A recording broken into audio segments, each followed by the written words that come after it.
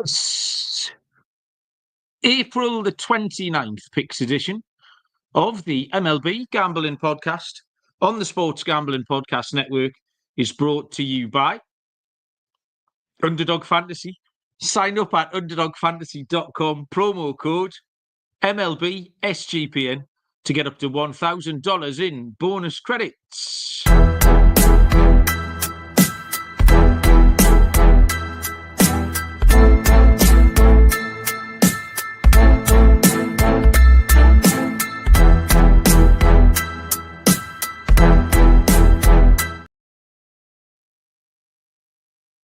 Welcome, everybody, to the MLB Gambling Podcast on the Sports Gambling Podcast Network. My name is Malcolm Bamford, coming to you from Newcastle upon Tyne in the northeast of England. Today is Monday, April the 28th. We are here to handicap a full card of action for Tuesday, April 29. Joining me is Mr. Lonte Smith. Lonte, what's happening, man? How are you? Not much, man. Doing pretty good. Start of a new week. I think it's the first time we've actually been on a Monday together. So that'll be interesting to see. I feel like we've been having some success here on our show. So, man, I'm hoping we can keep it going. We got some decent series starting up this week. Well, starting up today. So, yeah, I'm looking forward to getting some winners. Yeah, we have had quite a good run. I've been doing okay. I managed to drag myself back to 50% over the weekend. And then I think I got over it. So I think I'm sitting on 52 and 48, which in baseball you'd take every time. Just need to drag my ROI back from round about minus 60 to zero, and then we can start adding up the good stuff. You're right. I tell you, there are some good series starting off this week. The Nats and the Mets have already started. The Mets are currently a juggernaut. They had a little bit of a boo-boo last night, which we'll come to. But yeah, they're taking on all comers at the minute in the lead 2-0 against the Mets behind Griffin Canyon, who I always get wrong. Chris has joined us in the chat, Austin as well. What's the early sweat here? Mets Nats over is what Austin's sweating out. So hopefully, there's some runners on here as well. Bottom of the third for Washington. So you might get a few more runs over the line. Weekend, how did you view the NFL draft, Lonte? My daughter, who's 15 and does not care even a little bit about NFL, got so interested in the Shedeur Sanders thing that she stayed up all Friday night. And then I was playing poker on Saturday night with the lads. I got a message at 10 to 1 in the morning off her saying, he's gone to the Browns. I thought, why is my 15-year-old daughter messaging me? She was so obsessed with it. It was just a bit of a funny situation. But yeah, how did the draft go for you? Yeah, I'm not really big on betting the draft, or I don't really follow it religiously. I kind of just let that stuff kind of happen beforehand. It's more than enough. We got more than enough people on this network that can handle the work of that. But I follow it just casually as a casual fan, but I don't really follow it ferociously or anything like that as far as betting or anything. But I mean, it's just it don't really mean a ton to me, to be honest. Yeah, I don't really have a bunch of thoughts about it. I just kind of watched it and moved on about my day. Bet some basketball, bet some baseball. Oh, fair enough. I did just enjoy the fact that Betty was. Yeah, that's funny. That's hilarious. Are you gonna get her? Are you gonna get her brown Shedeur Sanders jersey? Well, yeah. Well, if I'd won a poker, I might have done, but I didn't. So you might have to wait till the next poker school in a few weeks for that one. James Mafia, our resident Blue Jays fan, has joined us in the chat. James, how you doing? Welcome along. We will get started. First thing I need to tell you is that you need to support SGPN's free content by taking a second to give us 5 stars and subscribe. All the different shows that you listen to. Doing loads of Kentucky Derby stuff this week with Chase and Sean and Ryan later in the week. So we've got the Kentucky Derby covered for you. But we'll start Tuesday's card with A. There is no Danish ball, unfortunately, but it's a 6:10 Eastern first pitch between the Minnesota Twins and the Cleveland Guardians. Chris Paddock goes for the Twins. It is Tanner Bybee for the Guardians, who are minus 150 favourites. The Twins are plus 130. and the total is 7.5. It's been a little bit of line movement on that. The total was sitting at 8. It's been back down into 7.5. Last Monday, actually, myself and Scott did the Monday night show.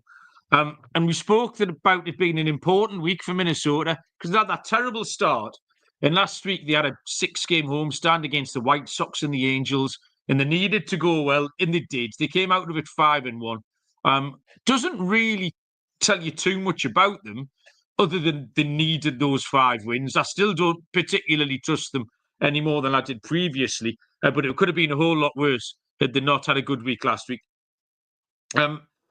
This is a little bit trickier because they are 3-10 on the road. They suck on the road so far. And Chris Paddock's been poor. He lost all 5 of his starts this season. He's actually pitched a little bit better in the last couple, but I don't really want too much to do with him. Tanababi's home road splits are really evident. He's very, very good at home. Cleveland are good at home. They're sitting at 8-4. It's a kind of a chalky start. I've got a chalky start to this entire slate here. I think 3 out of the first 4 games, but that's just the way it falls sometimes. It's hard to get away from Cleveland at -150. I prefer the team. I prefer the pitcher. It's not a terrible price.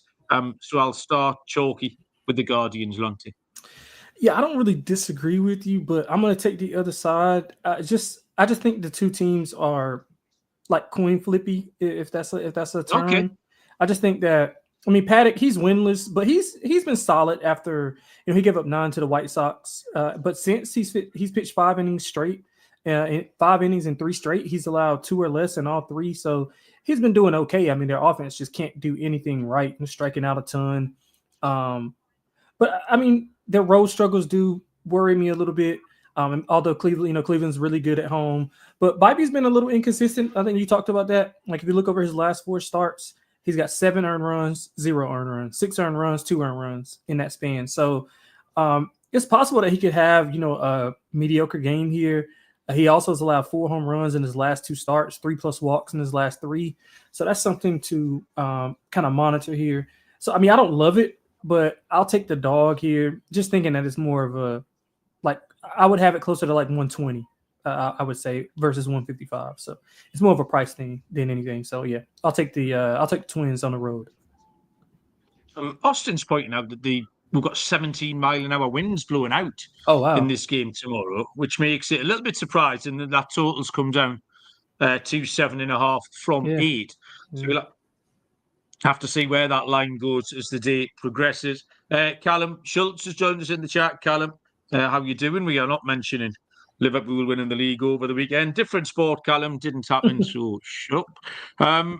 6:35 Eastern first pitch is the New York Yankees at the Baltimore Orioles. Oh, I'm seeing a pitching change for Baltimore here. Carlos Rodon, left-handed pitcher for the Yankees. For Baltimore, I had handicapped Cade Povich, the lefty. I'm now seeing Kyle Gibson. We've got lines of -150 for the Yankees, +125 for the Orioles, and the total on T is 9.5. Have you got Povich or Gibson going? Yeah, I got Povich as well. But either way, I don't think it matters. I mean, Baltimore is in complete free fall, just pretty much in fade mode. I know it's a bigger price here with the road team, but you are getting all 9 at bats with the better offense, a better pitcher on the mound. Rodon started off at a 5.19 ERA in his first 3 starts, but since then he's allowed 0 earned combined in his last 2. Not allowing a lot of contact, only 6 hits allowed. He's got 17 Ks in those 13 innings pitched. Both of those games were on the road as well, so he's pitching really well on the road. This offense for Baltimore, man, it's been really, really bad. And I think Rodon, they generally, because a lot of their players are a lot of their power is left-handed batters, they usually don't hit lefties that well. I don't know the numbers right off the top of my head right now. I probably should have looked that up, but I think Rodon can go well here. Short trip, so obviously not a ton of travel involved. His ERA is down to 3.5 overall after those 2 scoreless outings. I like the Yankees here, man. I think they pound on the Orioles. I would look at a team total over as well. Yeah, Baltimore are in an absolute mess, and It's a little bit early for victory laps, but there's Baltimore are one of a couple of teams that I didn't want anything to do with at the start of the season. The Cardinals being the other one, and they're both heading in that direction. They've lost 6 of 7 now. Baltimore. I think it is going to be Kyle Gibson for his debut, his season debut. He's going to be activated off the IL. Doesn't really do much for me because Kyle Gibson's presence in the rotation was one of the reasons I wanted to fade them in the first place. So when they bring him back, that's not going to change my mind into his age 38 season now. Carlos Rodon has pitched 2 road gems in a row, 13 innings, scoreless at Cleveland and at Tampa. So the Yankees are just miles ahead of Baltimore currently. The run differential between the two teams, we're 27 games into the season. The Yankees have 81 run differential better than the Orioles. That's a big old number. That's a big gap. That tells you the chasm between the two teams. So, yeah, it's another chalky one. But I'll take a second minus 150 favourite. I will take the New York Yankees. Third game on the card, 6:40 Eastern. First pitch between the Chicago Cubs and the Pittsburgh Pirates. The Cubs are officially TBD. I thought it was shorter Imanaga. Yeah, that's who I had the too. Cubs with Andrew Heaney, left-handed pitcher, going for the Pirates. The only thing that throws a little bit of doubt on this are the prices. I got Pittsburgh at minus 135. That can't be right. No, that can't be right. That can't. I'm gonna check. I need to bet that now if that's true. What are you saying, Lonte? I don't know. I'm gonna check, but that can't be right though. Pittsburgh minus 135. No, so I don't have anything on the board right now. I might have imagined that. No, I'll tell you what I've done. I've written down the prices for the Cardinals and the Reds, which is the next game. I've got them both written down together. So yeah, it's TBD for the Cubs. So that'll be right. It will be a Imanaga, and I imagine there'll be round about minus 150 favourites here against Andrew Heaney and the Pirates. This is easier opposition for Imanaga. He's had a torrid start, really. He's had the Padres twice, the Dodgers, the Diamondbacks and the Rangers. So the Pirates is a little bit of a step down, and I'm sure Imanaga will be relieved for that. Really struggling at home, but his road starts have been excellent. Andrew Heaney's game log, though, it's beginning to look really solid, especially at home. So I do expect the Cubs to win, but I think Heaney can hold them. He can keep it tight here. Pittsburgh don't score any runs. We say this regularly now. They're hitting 224. They're averaging 3.5 runs per game. No numbers, but I would take an under because I quite like Heaney. I quite like Heaney to keep the Cubs in check here, Lonte. Yeah, you know what? You mentioned the under. I was kind of on that board at first, and then I thought about it. I'm like, man, the one thing that Chicago does well is they hit the ball, and their offense travels. I mean, they're hitting 272 and scoring 6.4 runs per 9 on the road. So their offense travels. Now, how many runs can Pittsburgh give you? I don't really know. They've been pretty much a fade team for me. Although they have been hitting the ball a lot more consistently as of late. They're hitting 272 in their last 10. But at home, I know you mentioned their number was did you say 240? 224. 224. Yeah, so they're hitting 220 when they're at home. So I don't trust their offense. They're 28th in slugging percentage. I think Imanaga can really, really hold them down. So I'm going to take the first 5 team total under for the Pirates. Okay. I would go with you with the under, depending on what the number is, of course.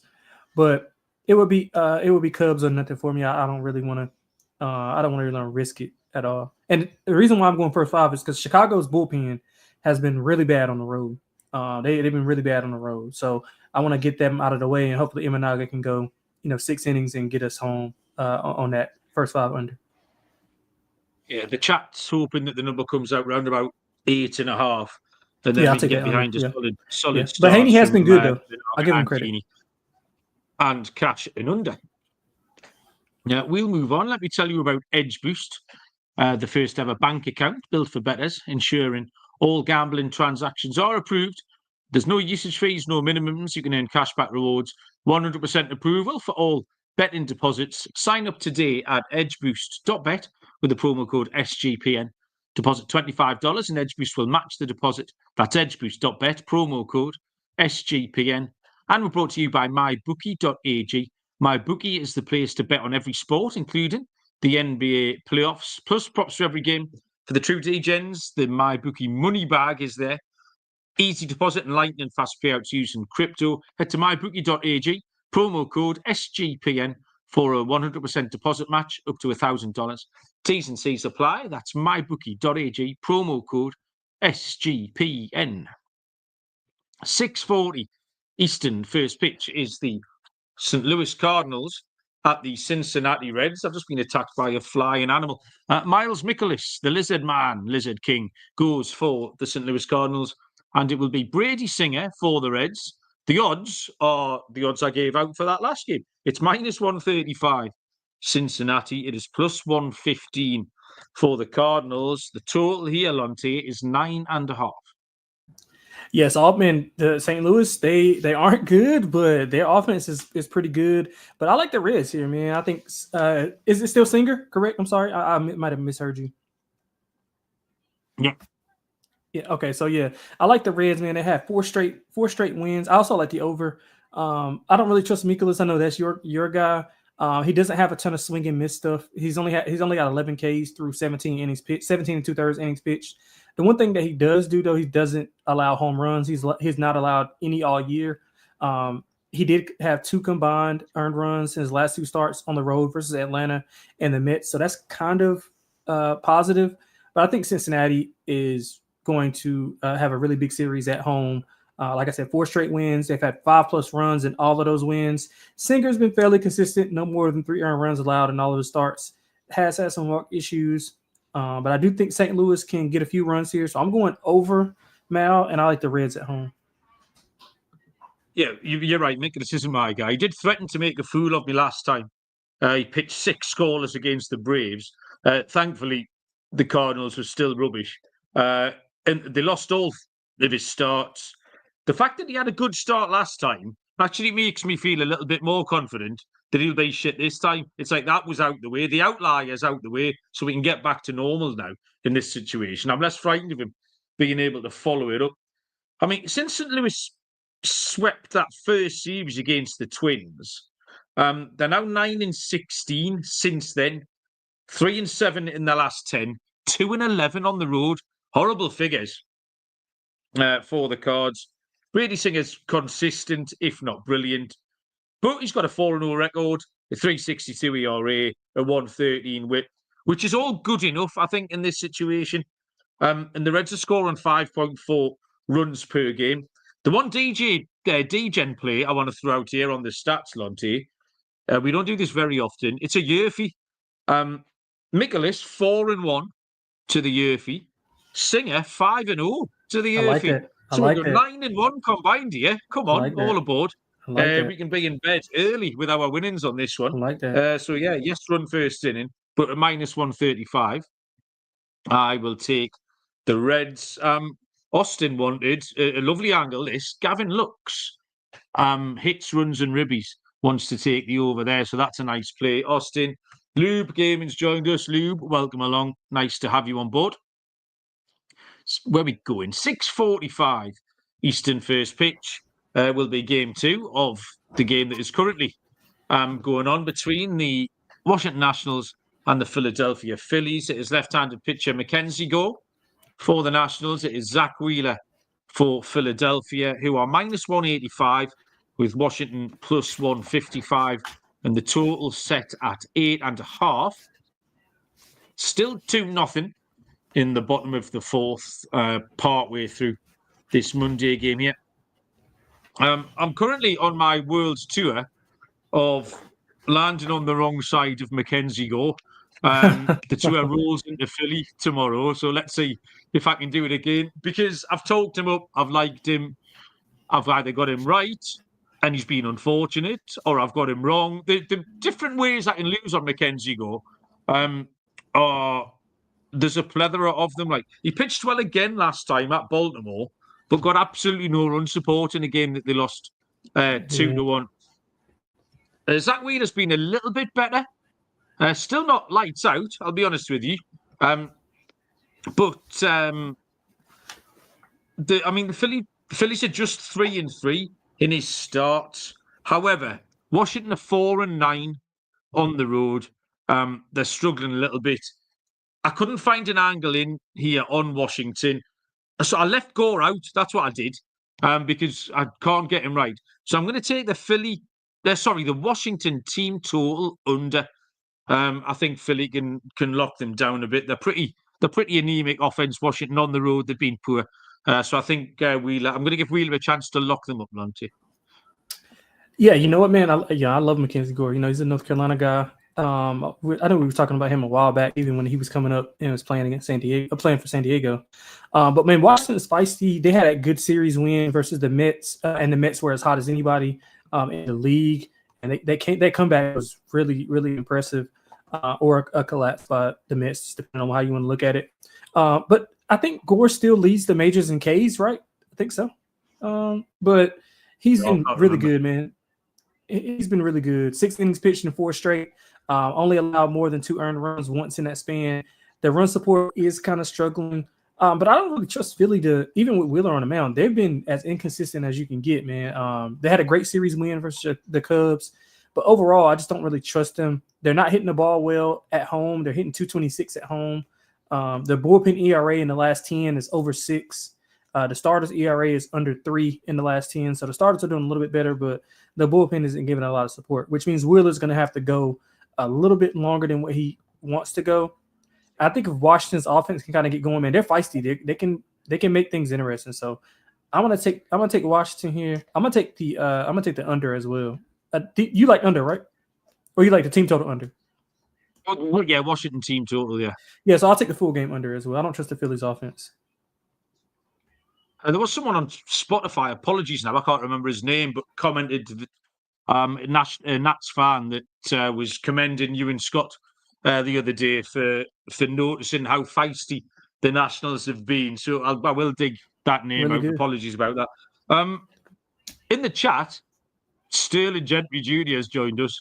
Like a whirlwind, he's very confident. He's come in and just straight out with Guardians run line, Yankees run line, Cubs run line, Reds run line, Phillies run line, and he's thrown in an Aaron Judge home run just as a cherry on the top. So I admire that confidence, Sterling. Welcome along. You can tell us who's going to win on the run line between the Kansas City Royals and the Tampa Bay Rays in a 7:05 Eastern first pitch, where Michael Lorenzen goes for the Royals. Taj Bradley will go for Tampa Bay. Tampa Bay minus 150 here, plus 130 the Royals. Total is 8.5, Lonte. Yeah, you know, that's a tricky price there. I mean, I know Tampa's trending up. They're trending up a little bit. They have 5 straight wins, but it might be a little overreaction from that great sweep that they had versus the Padres. I had that series all wrong. I thought the Padres were going to come in and have a ton of success at home after not performing well on the road, but that wasn't the case. And credit to Tampa for doing so. But I mean, Kansas City has been pretty good as of late as well. They're 7-1 the last 8. Their offense has been picking up. They scored 4+ runs in 5 of those 7 wins, or 5 of those 8 games. They're hitting 281 the last 10. And they generally don't perform well on the road, hitting right around 200. But I think in better form right now, I think they'll be fine against Bradley, who's been up and down to start the year. He has allowed 4 home runs in 4 starts this month. He's a contact pitcher, low K rate. So if the top of that lineup can kind of get to him, I think Kansas City at this price is too much to pass up on. Lorenzen needs to, his hit rate's a bit high. He has had some walk issues. But Tampa, do I trust their offense to kind of keep it steady? I don't really know. I think the San Diego game was more so an outlier performance. So I'm going to take the road team here. So I'm going to take the Royals and Michael Lorenzen. So you probably caught the surprise in my voice when I got to Tampa Bay Rays minus 150, because the Rays were my pick, but I can't in good faith at those prices. I was expecting it to be a little bit closer than that. You're right, the Royals were in good form. They had a 6-game win streak snapped last night. The Rays were really impressive over the weekend. A 5-game win streak. They swept the Padres over the weekend. Pitching well, Rasmussen, Baz, and Bradley, like Bradley as well. Multi-walks in his last 4 starts, but he pitched well enough to get the win over the Diamondbacks last time when we picked him. And they pitched well at home in this sort of little weird ballpark they're playing in as well. Michael Lorenzen's had 3 road starts, not been great. His last home start was good, although it was only against Colorado, so it's hard to judge. There's not much between these two teams currently. The fact is, you at plus 130 v minus 150, I think you have to take the underdogs. I'm going to have to pivot. If it was a pick 'em, I'd want the Rays, but this is a toss of a coin. Coin flippy, Lonte, as you coined that term earlier on. This is another coin flippy one. So at that point, I'll take the plus 130 along with you on the Kansas City Royals. Lane Gretzky's joined us in the chat. Lane, welcome along. Nice of you to catch you live. Appreciate it. And we'll move on. After I've told you about Underdog Pick'em. Underdog Pick'em, you can play any sport and win up to 100 times your money. Our code is MLB SGPN. That'll get you a special pick and first-time deposit offer up to $1,000 in bonus credits. UnderdogFantasy.com, promo code MLB SGPN. And finally, Rhythm, that is your home for AI-backed picks and props. Dominate the NBA playoffs and MLB prop market with Rhythm. Build your own model is simple and easy. Rhythm knows you love it, and that's why they include a 7-day free trial. Really good deals at the moment. There's a couple on 25% off a monthly subscription with the promo code SGPN25 and 50% off an annual subscription with the promo code SGPN50. That's RITHMM, promo code SGPN25 or SGPN50. Get your 7-day free trial, sportsgamblingpodcast.com/rhythm. Next game on the card is a 7:07 Eastern first pitch between the Boston Red Sox and the Toronto Blue Jays. Garrett Crochet, left-handed pitcher for the Red Sox. Toronto officially TBD. I think it's going to be my guy, Bowden Francis, who will go. The prices line up with that, I reckon. The Blue Jays plus 140 at home, Boston minus 160, and the total here is 7.5. Red Sox finished the weekend quite strong. They knocked over Cleveland by a total of 20-6 in the last 2 games there. Crochet is going well, though Seattle did get to him for 4 earned runs last time. Still thinks he looks a bit more settled away from home. He's got a 1.33 road ERA, and at the Blue Jays, he's got a career 0.66 ERA. So I'm quite happy projecting that Crochet can go well. But I like Francis. Francis is still going along fine in all of his games, unders for Francis. Blue Jays, not sure about the hard to pick a spot. I love that extra half a run here, the 7.5. I thought it might come out at 7. So we'll take a 4-3 to somebody and we'll cash the under 7.5, Lonte. Yeah, I like the under as well. I like both pitchers. Francis finished the year strong. I know you were heavy on him as well coming into the year. He's only had 1 bad outing. I think he allowed 5 in Baltimore. But I mean, that was when Baltimore, I think it was early on in the year. Actually, the first series of the year, if I'm not mistaken. But since then, I mean, he's allowed 2 or less in his 2 home starts. He needs to limit the long ball. I mean, he has allowed 6 home runs in 5 starts, so that's kind of concerning. But Toronto did take 3 or 4 from them earlier in the month. Toronto's, I mean, they're back to their inconsistent ways. They were showing some consistencies early on, but I mean, they're back being inconsistent. They've lost 7 of 10. Their offense has been in the dregs. 2 runs or less scored in 5 of the last 6. The starting pitchers' ERA is above 5 in the last 10. They just haven't been able to do it. Boston's been a little bit more consistent. I mean, I don't think they have shown the level that people thought they would be early on. And I mean, still they got a bunch of time to get there. But I like Crochet, ERA under 2, despite allowing 4 in his last start. He went 5 2/3, only allowing 1 run versus Toronto early in the month. So a little bit more comfort here. I mean, both these offenses, I mean, Boston's offense obviously is a superior one, but I like Francis enough to kind of keep him down. So I like that under as well. I feel like the Red Sox are going to be streaky all year. They've got streaky players as well. Yeah, Devers is just when he gets hot, follow him. Sedan Rafael has fallen into that category as well. And I think Boston will very much go along that. They're going to be hot or cold. I'm not sure there'll be too much middle ground with Boston. Next up is 7:10 Eastern.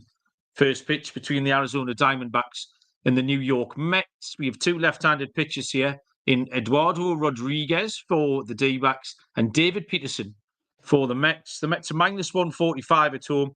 The D-backs plus 125. The total Lonte is 8.5. Yeah, you know what? I kind of like Arizona in the spot. I know the Mets have won 8 of 10. Offense has picked up, and they were having a little bit of trouble early on with the offense, but the offense is kind of coming around. They've scored 5+ in 4 of the last 7. 3 of those were at home, so they're performing a little bit better at home. I think it's a buy low spot for Arizona. I mean, lost 4 or 5, all of those at home. The bullpen has been really bad as a late ERA above 6 in the last 10. And if you look at their road numbers, their average is bad. So they're hitting about 228, but they do score. So they're like 5.6 runs per 9, 7.8 hits in that span. Now that's kind of weird because that's kind of like Detroit Tigery, because the Tigers have somewhat of that kind of landscape with their metrics where they don't hit the ball well, but they still score a ton. And Rodriguez, I mean, he's okay. I think he may be due for a little bit of positive regression. I think he pitches better than what his ERA suggests. He doesn't walk guys. He doesn't allow the home run ball. He does walk. I mean, he does allow a lot of contact. But again, I think if he can get around the top of that order of the Mets, I think he'll be fine. So I'm going to take Arizona on the road here. Peterson's been he's pitched well, but his contact is up. He's allowed 7+ hits in 3 straight. He's allowing a lot of opportunities, and I think the Arizona Diamondbacks offense can kind of get to him as well. So I'm going to go over, and I like the Diamondbacks on the road.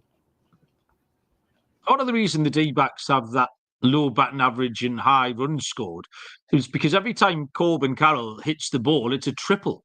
Like he just deals in triples. He's not bothered about singles. So I think I saw he got from home to third in something like 10.4 seconds last night.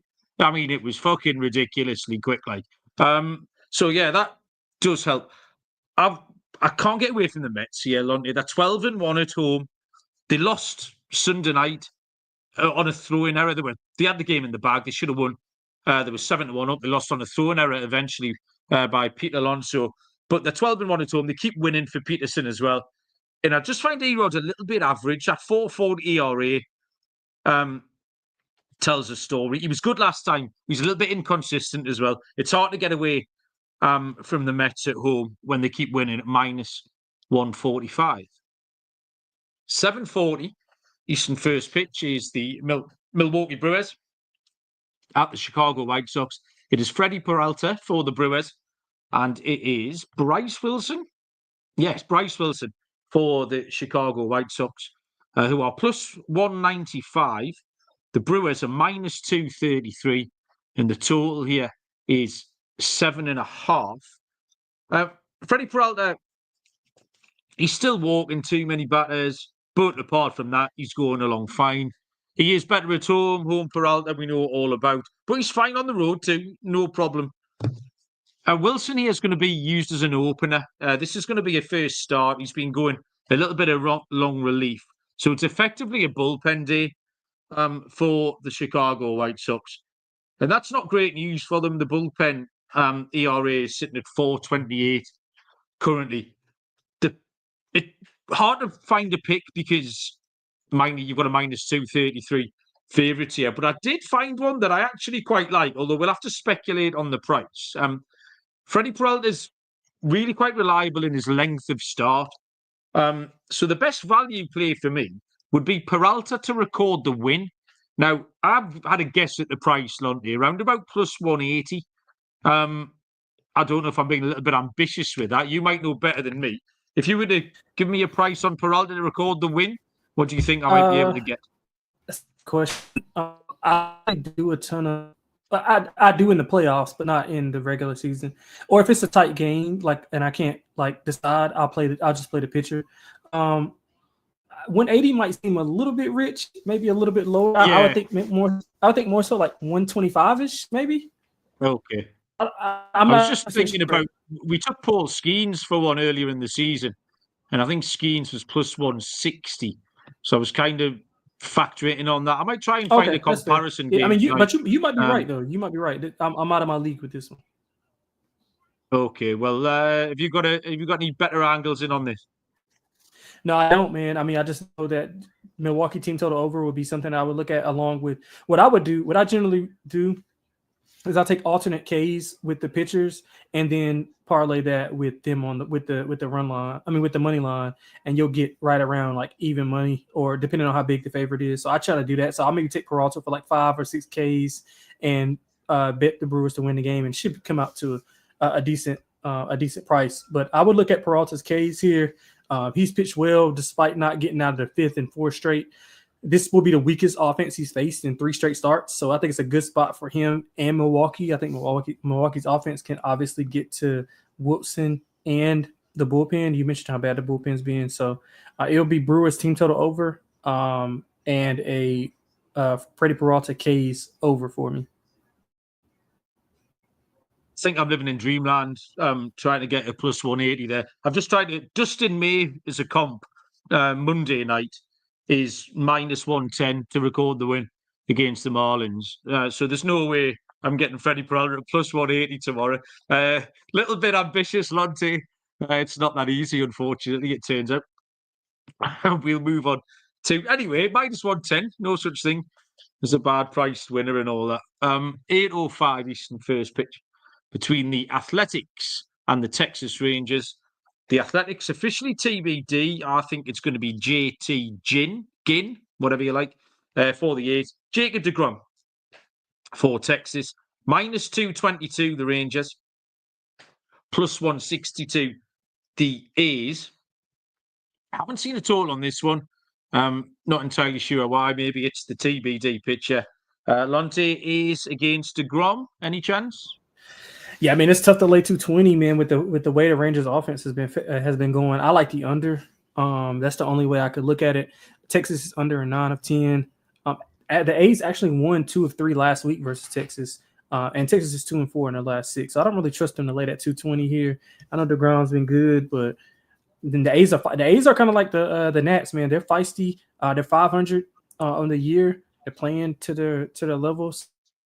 I would be reluctant to take the A's if I took anything, but I would like the under more than the side.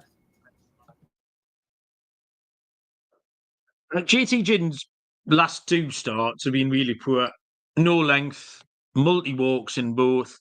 He's got poor career numbers at Texas. So I'm not particularly hopeful in this spot. The problem you've got is deGrom with the Rangers is approaching New York Mets levels of getting no run support. Do you remember for about 6 months when he would pitch 8 shutout innings and they'd lose 1-0? Yeah, the Rangers are having a go at that. They're trying to break the record for him. But they're much more reliable at home. Texas are 10-3 at home. So I think Texas can get to JT Ginn here and cover a line for deGrom. So I would take Texas here on the run line. Next is an 8:10 Eastern first pitch between the Detroit Tigers and the Houston Astros. It is Reese Olson for the Tigers and Ryan Gusto goes for Houston. It's a match on the books, minus 110 each of 2 with a total Lonte of 7.5. Actually, this is my turn to lead off in it. So I feel like I handicap Reese Olson a lot. I handicap him every time he pitches. And then his name pops up on quite a lot of days that he doesn't pitch. And it's quite a straightforward handicap because he pitches well and the Tigers win. That's what happens when Reese Olson's been on the slate. And usually at quite a decent price as well. Ryan Gusto's been okay. Took him last week to play his role in and under against the Blue Jays, which he did in a game that finished 3-1. And there's a lot of pointers towards a low-scoring game here. Detroit against right-handed pitching, 11-7 to the unders. The Astros are 15-7-2 to the under. So both teams are heading in that direction. And I like both pitchers. So I'm quite happy to take an under 7.5 here, Lonte. Yeah, I like that under as well. That's the first thing I had circled. I do think that Houston is playing a lot better as of late. They're getting a little bit more consistent, 6-4 in the last 10. But Detroit's been playing like one of the better teams in baseball. They're 8-2 in their last 10. They got 4 wins in a row. Olsen's he was incredible versus San Diego, 7 1/3 scoreless. Only 6 hits allowed over his last 12 1/3. So that bodes well for our under. He's been better at home than on the road, though. 4 runs allowed in both road starts. And I do think that Houston can be well here the way that they're playing. Gusto's been okay at home. Detroit offense is similar than some of the guys that some of the teams that he's been throwing against. So I don't see them giving him a ton of trouble. So I'm going to go with the home team here. I'm going to go with the Astros, and I'm going to go with the under as well. I'd point out that Jordan Alvarez appears to be heating up slightly. Not had the great start of the season, love to see it. but did a 3-run short and did some other bits and bobs on Sunday night. So Alvarez might be a hitter to get on your side this week. Next up, we'll go to a 8:40 Eastern first pitch between the Atlanta Braves and the Colorado Rockies. Atlanta are officially TBD, and I haven't seen a picture for them today. I saw what Fantasy Pros had Spencer Strider listed. I don't know what was going on there. I then saw Bryce Elder listed. Yeah, I saw he's Elder as well. Yeah, so nothing at all for the Braves. The Rockies are going to throw Herman Marquez. The Rockies are plus 170. The Braves minus 190. And the total here is 10.5. Lonte, without the Braves picture, what did you make of this? Yeah, I kind of like what the Braves are doing. They kind of all they needed was for me to stop betting on them, and look what they do. They just explode and start winning games. Their offense has been really good. I mean, 7-3 in the last 10. The offense has been a lot better. They're averaging about 6 runs in those wins, in those 7 wins. I honestly had Dollander going here instead of Marquez, but either way, I mean, the Rockies are The Rockies are horrible. Like they are White Sox last year bad, but worse. Like this is, so it'll be Braves on the run line for me or the team total over. I can't do anything other than bet the Braves. It's just you gotta just keep fading the Rockies. Yeah, you have to. The plus 170 here. I don't know who's made that price up and with what information. They're 4-23. So in any way to break even on the Rockies, they've got to be 5-1 every night before you consider having a bet on them. I didn't quite comprehend how bad they were until I got stuck into them tonight. I mean, 4-23 is nuts. 9-17 on the run line as well. Marquez is completely unbackable also. So there's nothing. You can't find anything at all to not take the Atlanta run line. Right, even if they're not playing particularly well, which this time last week they weren't, but they are starting to put it together. You have done them a favour, Lonte, by leaving them alone. And they've managed to get their act together. So there's no reason. Put it down your board. I mean, it's not big or clever, but the Rockies are making it impossible for you to want to do anything else. Yeah. Next up, 9:40 Eastern. First pitch, the LA Angels at the Seattle Mariners. It is Jack Kakanovich for the Angels, and we will go with Bryce Miller for the Seattle Mariners. Minus 170 Seattle. The Angels plus 150. Total Lonte 7.5. Man, this is one of my favorite bits of the card. Man, I love Seattle. The Angels are free falling. They cooled way off. They started off really hot, but they strike out the most I've seen. I think they strike out a ton. I think they had like 27 strikeouts in their last 2 games. So, I mean, the pitching, obviously we know Seattle's pitching has been elite, and I think that's going to continue there. So if you want to look at a Miller K's over, I would look at that. Maybe look at his outs over because he's probably not going to get touched a ton here. Angels losers in 7 of their last 10, 1-5 in their last 6. Starting pitcher ERA is over 6 in the last 10. And I mean, the one thing that's been constant with Seattle has been their pitching. And they just couldn't get the hitting right. But as of late, man, they've been trending way up. 7-3 last 10. They're hitting 264 in their last 10 at home. 6.7 runs per 9 on 10 hits at home. So they're really seeing the ball well. I don't really trust the Angels at all to get things done. I love the Mariners in the spot. I'll lay the 1.5. I think they bury the Angels in this spot. Yeah, 12 of 16, the Mariners have won. You're right to notice that. And they've reached the top of the division as well. Kikanovic has done okay against Pittsburgh last time, and he's done all right against some of the weaker offenses, but Texas got to him, Houston got to him, Cleveland got to him, and he's much worse on the road as well. You're right, the Angels have completely cooled off. Miller had a couple of bad starts early on, but he's another. His home ERA is 1.5 runs better than his road ERA. Seattle are really good at home. They're 17 and 13. Is that right? Yeah, covering a handicap. So yeah, Seattle run line here. I love it. Really strong play, Lonte. I completely agree with you. The penultimate game on the show is a 9:40 Eastern first pitch between the San Francisco Giants and the San Diego Padres. Logan Webb will go for the Giants. The Padres are throwing Nick Pivetta. Plus 110 San Diego, minus 130 the Giants. And the total here is 6.5. Interesting game, this. I mean, 6.5, you always find a 7 for a start. You see Webb's name on the slate, it makes you want to take the under. He's stupid good at home, but don't let that fool you that he's not very good on the road, because he is. 4 games on the road, 2-1 record with a 3.13 ERA. Here's a weird stat, Lonte. The Giants have won 9 games at home, 5 walk-offs. I don't know how sustainable that is. That's Not at all. I don't think it's sustainable. No, it's not, is it? Did you see last night's walk-off? Yeah, I saw it. Man, they're weird. They're a weird team. Yeah, even Bob. I made him watch that walk-off because it was Helio Ramos who hit the ball about 6 foot and then scored inside the park home run, having hit the ball 6 foot. And even Bob was shouting at the telly, because Bob's been to Nighthawks training with me, and he knows Stu, our coach, just shouts, "Eat it, eat it, eat it," when we start throwing it around the infield like that. And I couldn't believe what happened last night. And Bob was shouting at the telly, "Eat it!" It's Helio Ramos, who looked absolutely knackered by the time he'd rounded 4 bases, by the way. Not a natural athlete. So that was fun. Nick Pavetta's been top class as well. Yep. 1 earned run given up in his last 3 games. Yep. So all of that tells you why the total's low. My instincts under, the stats back it up. The Giants are 10-9 to the under against righties. The Padres are 10-8, so it's tight.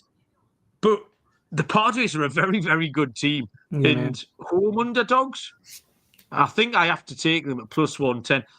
This card for me was very, very chalky. I felt it was uncomfortably chalky because it's not something I'd do.